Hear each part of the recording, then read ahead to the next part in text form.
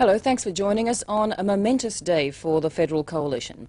John Howard and Ian Sinclair dumped by their respective parties in a palace revolt that was quite remarkable for its secrecy and the ruthlessness of its execution. John Howard has learned that even a day is a long time in politics.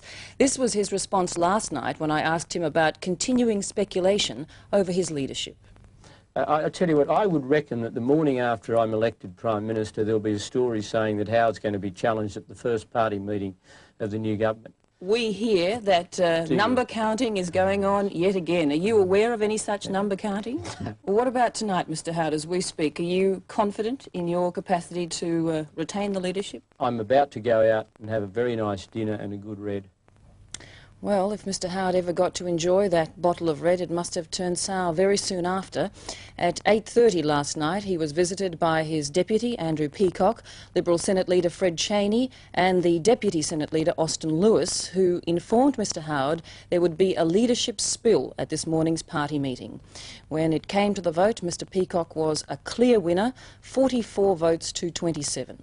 Andrew Peacock joins us now live from Parliament House. Mr. Peacock, thanks for your time this evening. Okay, Jana. Why did so many of your party colleagues desert John Howard today? Well, it just wasn't today. There was a range of people coming to me over the last week or so, and I felt bound, therefore, to tell John last night that the situation was now unsustainable and we would have to have it resolved in the party room. They gave a variety of reasons. It's public knowledge they came to see me, but it's private what they exchanged between myself and themselves. Why do you think you scored such a resounding victory today? Oh, that would involve going over the ground that they came in. Basically, I can say, and without any reflection on John, they believed, in fact, that we would have a better chance of winning the next election. But you yourself have said that you believe that John Howard would have won the next election. Yes, I believe he would have. But they believe there would be a better chance, and I don't resolve from the fact that that's an absolute, isn't it? Either he would have won it or he wouldn't have won it, and you believe that he would have won the next election. Well, there's no difference in what I said, though, Jana. I said to you, I believe John would win the next election, and I've held that view for a long period of time. But I had, confronting me, more than 40 members of my party who were asking me to take over the leadership because, in their view, we would have a better chance of winning. Well, and I resisted doing anything about that for some time. But at the weekend I talked to Fred Chaney and then on Monday to Senator Lewis about it, and we had to take the matter to John last night. Well, your new deputy, Fred Chaney, also says that John Howard would have won the next election. Right. If he would have won the next election, why are you now leader of the party? Well, there were 42 others that didn't think the same way, you understand? Well, you could have resisted the urge, couldn't you? It's not a question of resisting an urge, it's a question of doing a job. I'm deputy leader of a great political party with millions of people's support, and I had a significant majority of that party coming to me, wanting me to take over the leadership. I've indicated to you that at first I rejected it, as most would. But when the numbers got as great as they did, you cannot sustain that situation.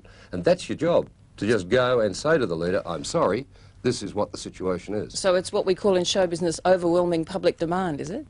I wouldn't call it that, and I don't think anyone was wanting to put it in such trite fashion, if you don't mind me saying. Well, I'm wondering why, if you believe that John Howard was a leader, why you are now leader. If he could have led you to the next election and to victory, isn't that what counts for the Liberal Party, or any party for that matter? No, well, I've indicated to you that I think Fred and I were in a significant minority within that group. It was 2 against 42 who felt that John could win. The others felt I would do a better job. So I bowed to that, and I believe we will win. There is, in fact, a crisis of confidence within so many families within Australia. Their living standards have been battered by this government, and they're looking for a clearer alternative, and they're going to get it. Well, it is indeed a personal tragedy for John Howard if he was a Prime Minister, the next Prime Minister, according to you, and he's now out. Would you agree? Yeah, I know how he feels. You've been there before? Yes, I've been there, done that. What is it that makes a leader? A whole host of things, but a capacity to take the people with you, to take your own group of people, your own particular units around you, and call forth beyond that the aspirations, in this case in Australia, the aspirations of the Australian people. And presumably the majority of Liberal Party members believe that John Howard was not such a man. Oh no, they'd have thought various ingredients of that and variants within it. They didn't just accept that. You've asked me a particular point. That is what I give. They would give their own answer. But today's decision does reflect the party's view that John Howard was not a leader. Well, as far as I'm concerned, he's done a darn good job, and I've told you that I thought he would have won the election. The majority of my colleagues placed Fred and I in a minority, and they felt that he wouldn't. And all we're concentrating on now are not weaknesses in Mr Howard, but the very distinct and apparent weaknesses in Mr Hawke's leadership. The only thing I'm now interested in is contrasting Australia, as it will be under me, and as it is under Mr Hawke. Mr Peacock, what is it that you can offer as a leader that John Howard could not? Well, I'm not interested in going any further into that, because the comparison is not now between me and Mr Howard. The comparison is between me and Mr Hawke. And I will offer a fairer Australia, a more compassionate Australia, an Australia in which people, in fact, will get a decent return for the sort of hours of work they put in. Mr Peacock, I know that you're in a position where you have to say that, but there are lots of people listening to us now. I don't just have to say that, Jana. That's how I feel. No, I understand that you believe that. Yeah, and I've been charged with the responsibility of leading a very great political party, which I believe will win the next election. And my only contrast in leadership has to be not between John Howard and I, but between Hawke and myself. Well, the latest Morgan and Channel 9 opinion poll said that people who were questioned regarded Mr Hawke, 34% of them regarded Mr Hawke as a strong leader, and only 14% regarded you as a strong leader. Was that the ingredient that broke up various categories, that had me in front in some and Mr Hawke in front in others? I believe so. That's right, yes. So you've quoted one. There are others that had me in front. And you'll find that now that I'm back into the leadership, there will be an interesting tussle in terms of the polls between Mr Hawke and myself. That's not said bombastically, because I know I can harness a great deal of support in my country. There was a perception of you in the past as a lightweight when you lost the leadership last time around. Interestingly enough, at the time I lost the leadership, only a few months before I'd been ahead of Mr Hawke on the opinion polls.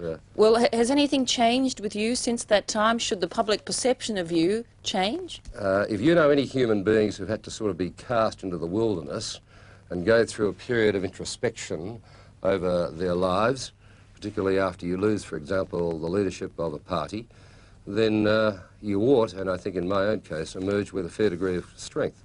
And in my own case, there's a great contrast as well between Hawke.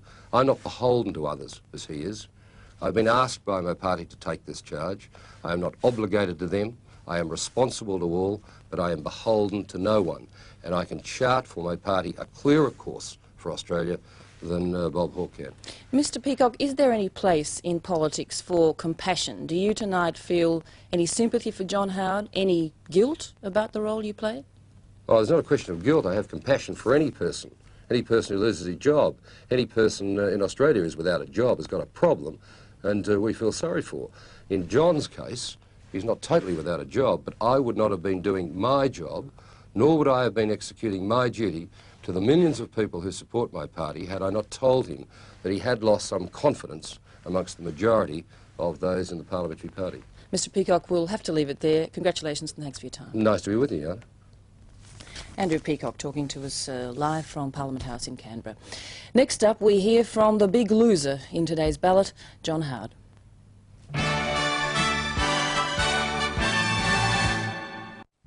After losing their leadership positions, both John Howard and Ian Sinclair now have to decide whether they will continue as frontbench spokesman for the coalition.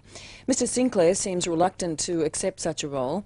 John Howard says he wants to think it over for 48 hours before deciding. Both men declined our request for interviews, but Mr Howard did hold a news conference soon after the vote that saw him replaced by Andrew Peacock. Quite a gathering.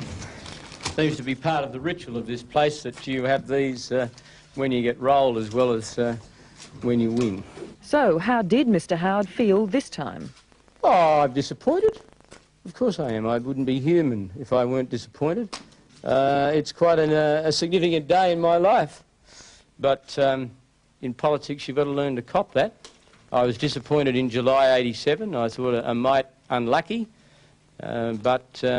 In politics, to succeed, you've got to have a combination of ability and also luck. I think I've had a reasonable measure of the former, on occasions not so much a good helping of the latter, but naturally I'm disappointed. But I'm not a bitter person. I wasn't taught to be bitter. Did Mr Howard believe he was a victim of charisma politics? To some extent, yes. I don't think there's any doubt that the charisma thing has always bulked large in people's analysis of me. It's all about people having a view as to who can best win an election. Now, I obviously have a different view about image politics and all the other things associated with it. I've always been a substance person. I can't change. You've observed that over almost 4 years.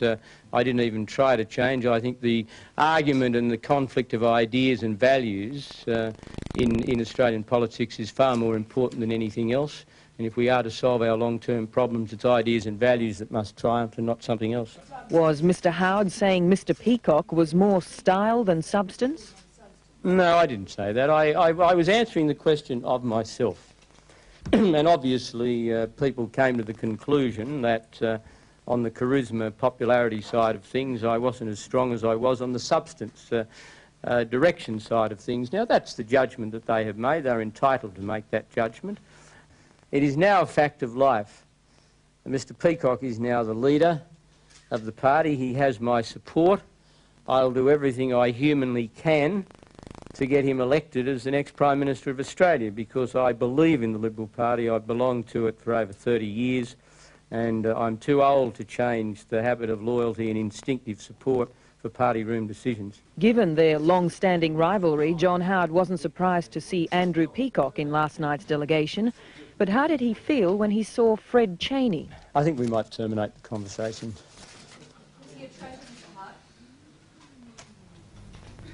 An understandably disappointed John Howard there. Coming up, the siege drama at a suburban kindergarten in Melbourne.